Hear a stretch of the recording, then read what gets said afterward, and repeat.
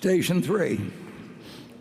Hi, Mr. Buffett and Mr. Munger. My name is Kevin, and I'm from Shenzhen, China, currently studying finance and philosophy at Boston College. I have a rather broad question. In this more and more globalized world, what do you think our younger generation can do to best leverage our background and experience of both China and U.S. to create values and further benefit two countries' economy and relationship?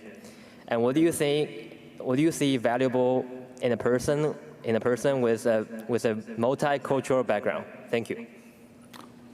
Well, I think in answer to the last question, I think it's terrific to have a multicultural background. And if I never was any good at languages, but if I were in college today and in either country, I'd be learning the language of the other country, because I think it'll be a great advantage over time.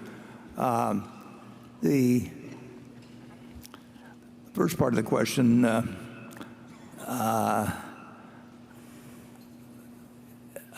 like to have that stated again to me. I want to make sure I'm answering your specific aspect on the. I think it's going to be good for your future, but can we have the microphone on up there again? So the first part of the question is, what do you think our younger generation can do to best leverage our background and experience of both China and U.S.?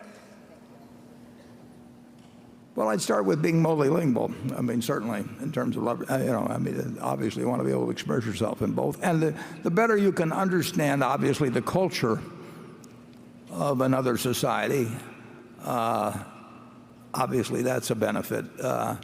But I think the market system, modified as it may be, both in China and in the United States, the way it really does, there will be an invisible hand to some extent that does work to improve the lot of future generations by the fact that both China and the United States and the rest of the world is improving. I mean, it is much better, in my view, particularly in a nuclear world, but it's much better to have people prospering throughout the world, partly through their own efforts, but partly through their interactions with the rest of the world. And we've made a lot of progress in that respect, particularly since World War II. I mean, it was a terrific idea to have the Marshall Plan, instead of behaving like we did after World War I and getting the result that we got. I think we behaved much more intelligently after World War II.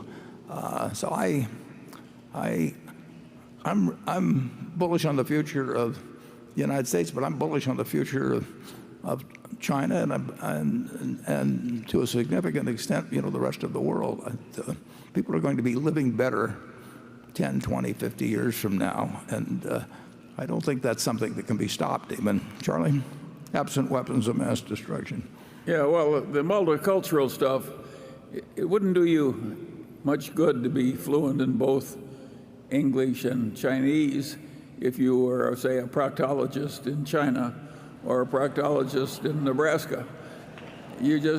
So if you're going to use your multicultural background, you've got to work at some interface between the United States and China. And you can raise money in the United States and invest it in China like Li Lu does, or you can be some kind of an importer or a trade specialist, but you got to get near that interface to benefit from being bilingual and so on. But you would bet that the interface will be substantially greater. Huge. Yeah. Huge.